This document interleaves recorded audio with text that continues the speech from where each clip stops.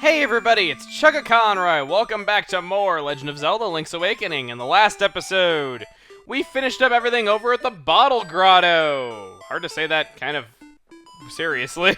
And we also returned Bow Wow to Madam Meow Meow, and we got ourselves a rather interesting reward. In this episode, we're going to be going through the town of Mabe Village and seeing if there's anything for us to do. Well, first of all, you might recall that now that we have a lot of money, we might want to try heading over to the shop because there were some rather expensive items we saw the first time going through the village. For 200 rupees, you can buy this Deluxe Shovel. You cannot get this elsewhere. However, should you be feeling a little mischievous, you can create a restore point to be on the safe side. You can walk around the cash register a few times. After doing that, he will be looking away, and you can walk out the door with the item. Guess what? You got it for free. Are you proud of yourself? Now, should you walk around and try talking to anybody? Yeah, she referred to us as Thief. What do you like to do, Thief? So, you get renamed Thief, and according to various writing related to this game, it is actually Marin that is responsible for you getting renamed that through some kind of crazy dark sorcery or something like that. Should you go back into the store, even though you have the item, check this out. I wasn't kidding when I said pay. Now you'll pay the ultimate price! That is insta-kill. Any kind of kill-saving item can't help you there. So, should you want to save and continue, from now on, every time you talk to anyone, you are forever named Thief. Just to constantly remind you of what you did. But, lucky for me, this is the future, and I can create restore points whenever I dang well please. So, we'll be the honest hero. We'll talk to the cashier, and I like how the shovel's being impaled through his body, so we're kind of being bad anyway. Just stating again, you have to get this item from the shop in normal gameplay, and it is required to finish the game. Now that we got that out of the way, over here we have 10 bombs for 10 rupees. We want to grab these as well. They'll be helpful to us really soon. And the bombs are kind of a mainstay item in the Zelda series. And this is just kind of a place where this is just kind of where you get them, is just by buying them from the shop. So we got ourselves 2 new items, the Deluxe Shovel and the bombs. I like how the Deluxe Shovel has more colors in the menu than it did on the actual screen. So with these two new items in hand, how about we think of places where we can dig stuff up? Digging stuff up has the same effect as cutting down grass. You can find various items. But there's some items that can only be found underground.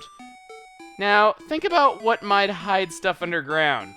Dogs, right? Well, if we head into this doghouse, and wow, that is grim. She, like, ate a person. Jeez, I never noticed that.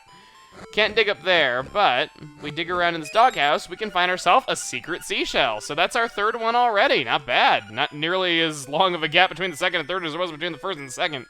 So, now with this shovel in hand, we can do various things. With the bombs in hand, we can do other things.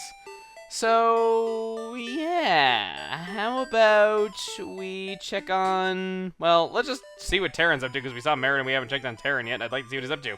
Ooh, bananas! Bananas! I was hungry something fierce, so I went and got bananas at the beach.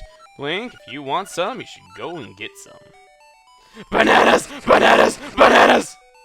Somehow I get the feeling another Let's Player already made a joke about this, but I haven't watched it, so who knows. Maybe I'm ripping off somebody and don't even know it. So, now that we have talked to Terran and learned about the existence of bananas, I love my choice of words right there, we want to head down to the beach to get them. But before heading down to the beach to go get those, I want to stop off at Tail Cave again really quick, because now that we have bombs, there is something you can do, and if you have a good memory, you can remember what we were doing. Okay, I won't be so obnoxious, I swear. Let's just head on in here, and let's look at our map and look at the one room that we have not been to yet. It is 2 up, 1 left. God, I can't even talk. So, with our bombs in hand, we want to destroy this cracked wall right here that we couldn't do anything about in our first visit here. Go through here, and for revisiting this dungeon as a reward for being an explorer, we get a secret seashell. So, I kind of like this. Incentive to go back into dungeons that you've already cleared in order to get various things that you couldn't get the first time around. Kind of rewarding you for thinking outside the box, revisiting dungeons with new items. You know, I always thought that was really cool. Some people might see it as unnecessary backtracking, and who knows, maybe to some people it is, but it's just personally something that I kind of liked, and it's just kind of feels good going back to a dungeon. Dungeons are always where the most memories are made for me in the Zelda series, and it's just that because of that, because I tend to have a lot of really fond memories of dungeons as if I enjoyed playing through it, obviously, because there's so many different things you can do in them, it just feels kind of nice getting to have that feeling of nostalgia within the same playthrough for that area, not just for the overworld. So that's just kind of what I think. And oh my god, acorn! Okay, I'm probably annoying people by collecting these acorns so much because it does drown out the music, I will admit that, but so does the Piece of Power, so they're kind of both guilty of the same things. Maybe someone will explain to me why it's... I don't know. So, we want to go get some bananas around here. So, as we walk along the beach, eventually we are going to find this area with bananas growing on the trees, and there's a little house here. Let's see. This is Sail the Alligator. What's that you have? It's canned food, for heaven's sake, man. Give me that dog food to me, please. He's hysterical. What do you do? Oh, thank you. I'll take that.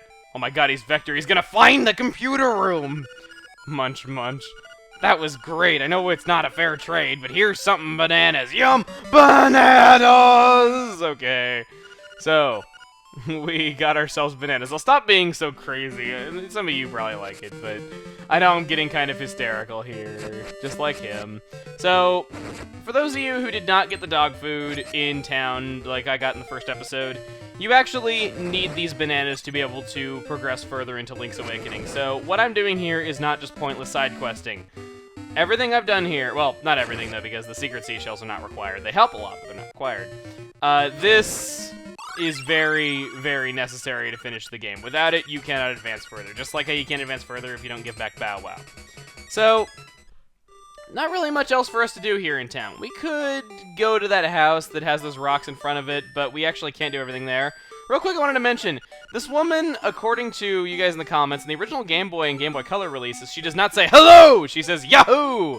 And it was changed in the Virtual Console release. I never actually noticed that myself, and I'm usually a stickler for details like that, but according to you guys, that is how it is. So, who am I to argue against it? Okay, so what I want to do is, I want to head out inside of town. It'd be nice if I could grab some hearts. Okay, got my 2 hearts. So, now that we head out this way, we can lift these 2 stones, and now we can leave town through the east. This says, east to Cuckoo Prairie, further east, Animal Village. Ooh, so we're going to be going to a new town, potentially, and also get to explore that prairie that we were told to go to. We're heading out to the prairie, guys, and ooh, shiny hole, sparkly hole, shiny hole. We hop into it, and now it will instantly teleport us to the other shiny hole that we went near. So, if you want to head on up to this north area of the map, if you want to go from Mabe Village up here, you don't need to walk it anymore. You can just hop in there. And I like grabbing that the first time that I'm up here to go to the Gapunga Swamp, because you're only a couple screens away from it should you go up to see the egg on the mountain. So I like that. Over here we got a Para Octorok, as I always call it. I don't know if that's actually its name. But it's just a winged Octorok. Your spin attack, it'll jump every time you swing your sword, but obviously spin attack is not a traditional swinging of the sword. So that's how you get around that. Just how I like to do it. So we're going to head up here. And, ooh, bombable wall! I get the feeling that there's nothing worthwhile in it, though. If I recall, there isn't anything, but I don't know for certain, so I will bomb it. Let's check it out. Yeah, we can't do anything in here yet. Okay, fine. I might as well at least show us. Oh, what a weird object! There must be some way to tackle this obstacle. Slight foreshadowing in how that's worded, but I shan't spoil anything else. Let's just go on through here and get hurt even more. Give me my rupee. And we got ourselves a beehive right there. Nothing we can do about that. I want to bomb it! Okay, no, we can't. We head up here, and we have... Let's heal your wounds and get rid of all that stress. Close your eyes and relax. I love the music in this area. It's a really subtle track, but I always liked it. So we got ourselves the fairy fountain right here. Been around since Zelda 1, and they are in here as well. You can get fully healed should you go to 1, so that's good to remember. Right here, we have a bombable rock. I don't know it's bombable. Well, I just threw a bomb on and it worked. Yeah, that's really all I have to say. The giant skull rock doesn't look like it's bombable, but it is. So you can always use that should you want to just go a straight path right here. Otherwise, you'd have to take a bit of a detour should you wanted to get through. Should you have wanted to get through here? Let's get rid of you because I don't like you, freaking para Octoroks. And Canalet Castle is 5 minutes that way. It says. Well, I don't really know anything about a Canalet Castle, so how about we explore what's down here? I know I took a bit of a convoluted route, but I just like bombing that rock before I forget to. You can obviously take the other way around right here by just heading south where I didn't go south. So we have 10 minutes. That was not 5 minutes. Maybe like Link's speed is like an illusion, like where it just takes a lot longer. So you saw that this is Richard's villa. I don't know why I left out there. What does he got to say to us? Apparently you are Richard. Salutations. You wouldn't know by the look of me, but I used to live in the castle. So we lived in that Canalet Castle we just heard about on those signs. My servants went berserk, and I was forced to flee to my villa. So you want the key to Akuka Prairie, do you? I may be able to help you. Let's make a deal, shall we? I want you to retrieve the golden leaf I left behind in the castle when I fled. Okay. I am impressed. There are 5 leaves in all. Remember to buy a shovel on your way back. Richard is a very loose reference. You might notice that his house is full of frogs, and he's got a bit of a weird hairdo. He is a reference to a Japan-only Game Boy title known as For the Frog the Bell Tolls. I have never played this game. I've heard good things about it, and I know that a fan translation came out very recently. Well, not super recently, but you know what I mean. But, Richard's villa is home to a little bit of a secret. Should you stay in Richard's house and wait for a few minutes, a special something will happen. What special something, you may ask? Well, how about we just wait a few moments and find out.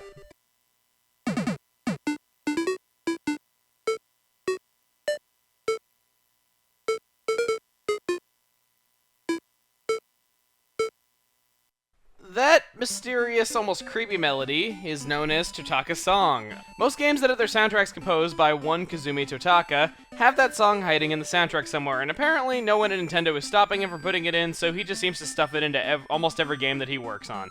Some games have yet to be figured out, such as Wii Sports and Super Smash Bros. Brawl. Some people think that it's in there, others do not. But aside from that, there are a few other musical secrets hiding in Link's Awakening. I didn't show the naming screen in the first episode because I felt it was a bit of a waste of time.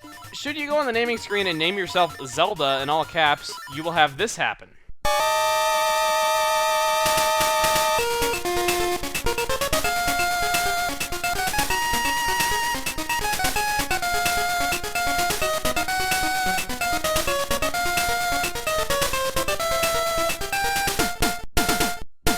Pretty obvious secret, a remixed version of the opening theme, and it's not the first time that naming yourself Zelda on the name screen is done something special, but in the Japanese version, if you name yourself Totaka K, it will play this.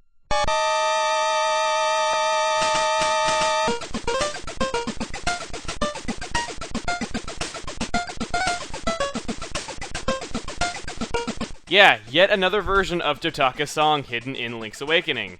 And that name, Totaka K, is the Japanese version of KK Slider from Animal Crossing, which this was released on the Game Boy in like 93, 94 in Japan, whereas Animal Crossing was an N64 title released in 1998. Now granted, this might have just been a nickname of Kazumi Totaka, granted since that character, KK Slider, is a caricature of Kazumi Totaka to begin with, but I just still thought it was kind of epic foreshadowing if it really was referencing Animal Crossing, if they really did have that game in the works at the time. But moving onward, there's actually yet another musical secret in Link's Awakening. Should you name yourself Mois in the German version of Link's Awakening, you will hear this.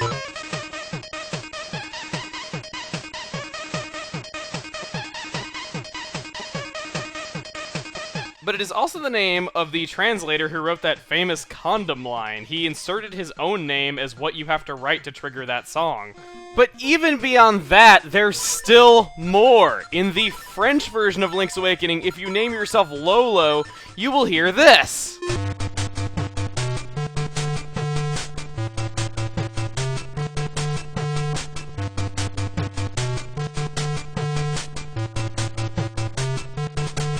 But even more beyond that, yeah, I know a lot about this friggin' song and the various history behind it. There is also an unused track in Link's Awakening that is a third version of Totaka's song hidden within the game. If you want to hear it, this is what it sounds like.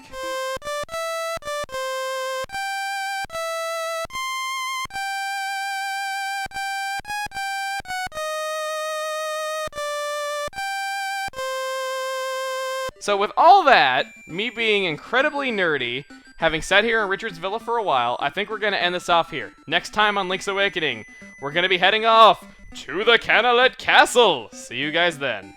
Link, check the chest. Wow, this is a nice chest.